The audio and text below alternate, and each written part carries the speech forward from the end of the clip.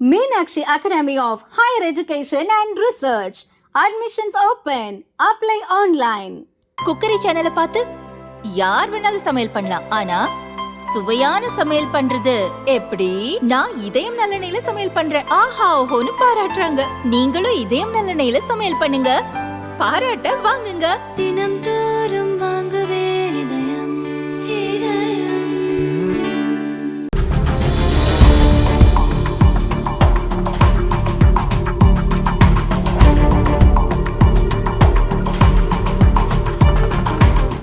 மேட்டூர் அணை முழு கொள்ளளவை எட்டிய நிலையில் 2 நாள் முன்பு உபரி நீர் திறக்கப்பட்டது. முதலில் வினாடிக்கு 1.8 லட்சம் கன அடி தண்ணீர் திறந்துவிட்டனர். இதனால் காவிரி ஆற்றில் வெள்ளப்பெருக்கு ஏற்பட்டது. முக்கொம்பு அணையிலிருந்து வெள்ளம் 2ஆக பிரிந்தது. அதிகப்படியான நீர் கொள்ளிடம் ஆற்றில் திறக்கப்பட்டது. அங்கு வழியோரம் உள்ள கிராமங்களை தழுவியபடி வெள்ளம் சென்றது. சிதம்பரம் அருகே பல கிராமங்களில் வெள்ளம் புகுந்தது. குறிப்பாக திட்டு கிராமங்களான அக்கரை ஜெயங்கொண்டப்பட்டினம், திட்டுக்காட்டூர், கீழக்குண்டலப்பாடி, மடத்தான்தோப்பு பகுதியை வெள்ளம் சூழ்ந்தது. ஊர் பகுதியை சுற்றியிருக்கும் விளைநிலங்கள் முற்றிலும் நீரில் மூழ்கின. பல 100 ஏக்கர் வாழை, கத்தரி, முருங்கை வெள்ளத்தில் மூழ்கின. 7 மாடுகளை வெள்ளம் அடித்துச் சென்றது. வீடுகளையும் தண்ணீர் சூழ்ந்து நிற்கிறது. வழிநெடுக கொள்ளிடம் ஆற்றின் இருபுறமும் வெள்ளக்காடாக காட்சியளிக்கிறது.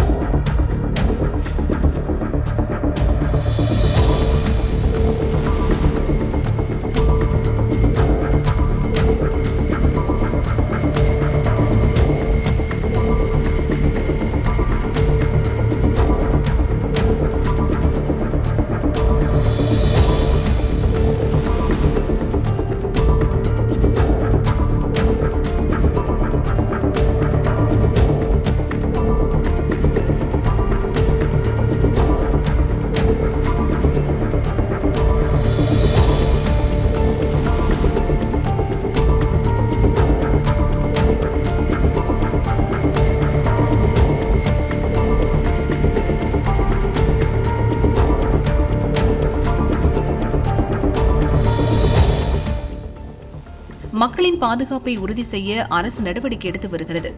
ஆற்றின் நீர்மட்டத்தை தொடர்ந்து கண்காணிக்கிறது.